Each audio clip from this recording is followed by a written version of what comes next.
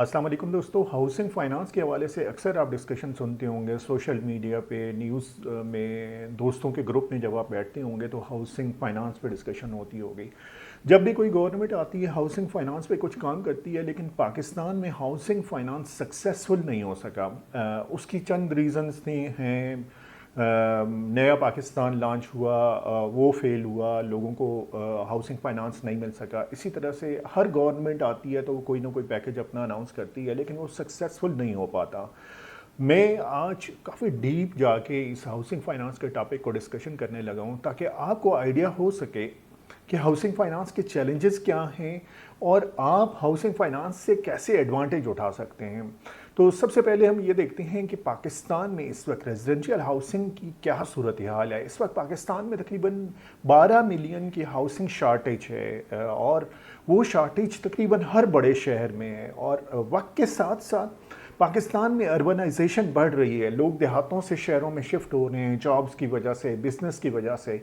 और डेफिनेटली जब वो शिफ्ट होते हैं तो कुछ अरसे बाद जब सेटल हो जाते हैं तो अपनी फैमिलीज़ को भी लेके आते हैं। तो अर्बन पॉपुलेशन बढ़ने की वजह से शहरों पे बहुत प्रेशर आ रहा है।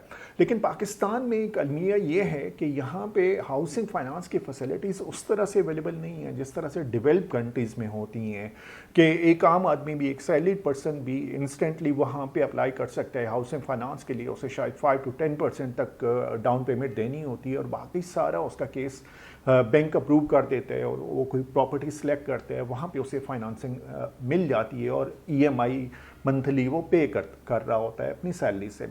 लेकिन पाकिस्तान में रियल एस्टेट में अगर आपको इन्वेस्ट करना है तो आपको फुल कैश पेमेंट पे कोई प्रॉपर्टी आप ले सकते हैं। अगर कोई रेडी प्रॉपर्टी है, चाहे कोई घर है, अपार्टमेंट है, कोई भी है, तो अगर वो रेडी है तो आपको फुल कैश पेमेंट दे के वो मिल सकता है, अदरवाइज आपको नहीं मिल सकता। या जो ऑफ प्लान प्रोजेक्ट्स होते हैं जहाँ पे आपको कुछ डाउन पेमेंट दे के इंस्टॉलमेंट्स 2 साल से 3 साल का इंस्टॉलमेंट पीरियड मिल जाता है, तो वहाँ पे आप इन्वेस्ट कर सकते हैं। लेकिन अक्सरियत का चैलेंज ये होता है कि जो इंस्टॉलमेंट पे भी प्लान आ रहे होते हैं वो 2 से 3 साल के होती हैं और उनकी जो मंथली इंस्टॉलमेंट होती है वो लोगों की अफोर्डेबिलिटी में नहीं आती। वो इंस्टॉलमेंट की अमाउंट ज़्यादा हो रही होती है।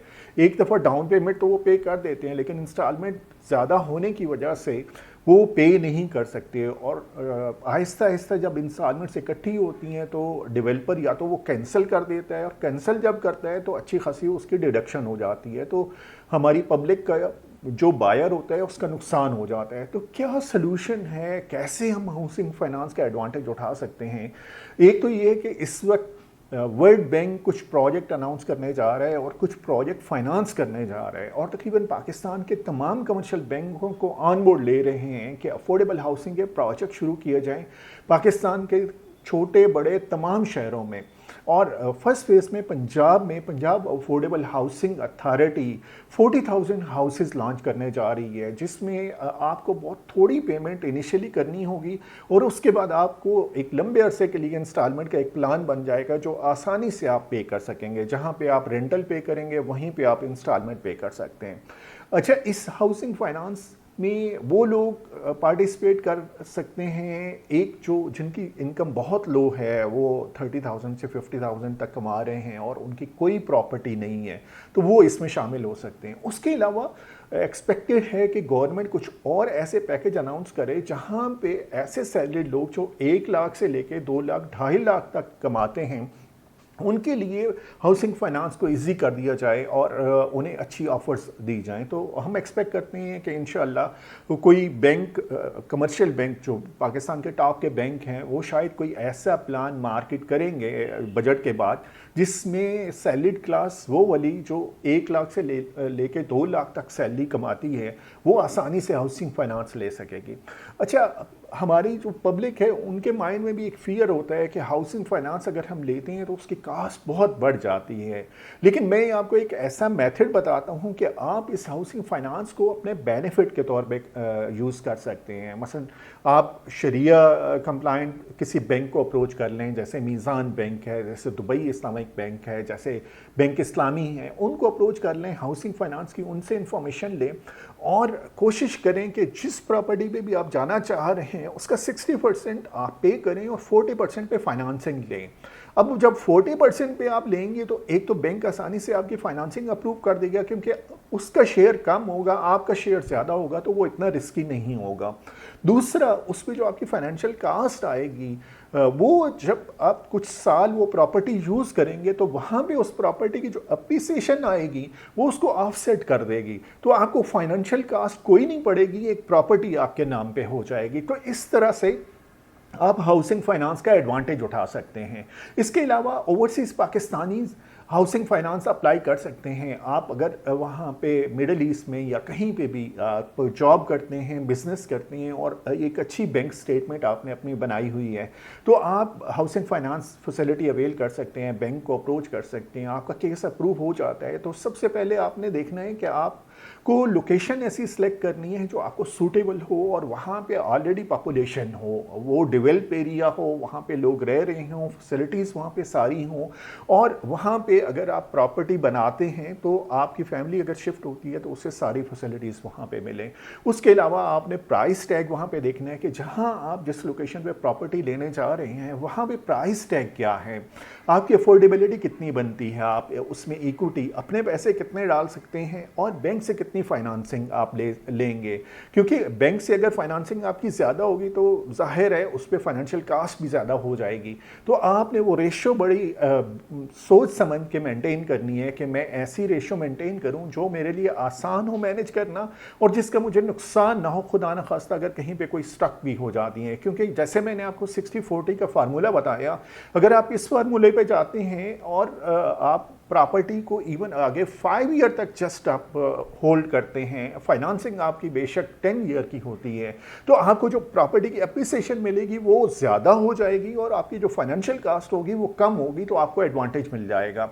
इसी तरह से अभी कई ऐसी पोर्टल आने लगी हैं जहाँ पे ऑनलाइन आप अप्लाई कर सकेंगे हाउसिंग फाइनेंस के लिए, कि आप अपनी जॉब के हवाले से बताएंगे, अपने मंथली इनकम के हवाले से बताएंगे, आपका सैलरी सर्टिफिकेट आपको देना होगा, बैंक स्टेटमेंट सबमिट करनी होगी, तो केसेस की जो अप्रूवल के चांसेस होंगे वो बढ़ जाएंगे। तो मैं आपको इनकरेज करूंगा कि आप इस फियर में अपना घर बनाना भूल ना जाएं या उस ड्रीम से बैकअप ना कर जाएं कि मैं हाउसिंग फाइनेंस अप्लाई करूंगा, वो बहुत मुश्किल प्रोसेस है, मेरा उस पर एडिशनल कास्ट बहुत आ जाएगी। मैं आपको सजेस्ट करूंगा कि आप इस एरिया को एक्सप्लोर ज़रूर करें, क्योंकि पूरी दुनिया में ये हाउसिंग फाइनेंस अप्लाई हो रहा है, बहुत सक्सेसफुली काम कर रहा है। इवन हमारे जो इस्लामिक कंट्रीज़ हैं जैसे यूएई है, सऊदीया है, वहाँ पे हाउसिंग फाइनेंस दिया जाता है। सऊदीया में ये कैफियत है कि सऊदी गवर्नमेंट इवन अपने नेशनल्स को ऑफ़र करती है कि आप जस्ट अपना 5% पे करें और उसके बाद बाकी पेमेंट उनका जो फाइनेंशियल इंस्टीट्यूशन है वो पे करेंगे, और हमारी कोशिश होगी कि ऐसे सऊदी जिनका अपना घर नहीं है और रेंटल की प्रॉपर्टीज़ पे रह रहे हैं वो अपने घरों में शिफ्ट हों। तो इसी तरह से तकरीबन हर मुल्क में हाउसिंग फाइनेंस अच्छी सक्सेसफुल चल रही होती है। तो यहाँ पाकिस्तान में अभी हम एक्सपेक्ट कर रहे हैं कि इंशाअल्लाह एक मैच्योर मॉडल आएगा हाउसिंग फाइनेंस का।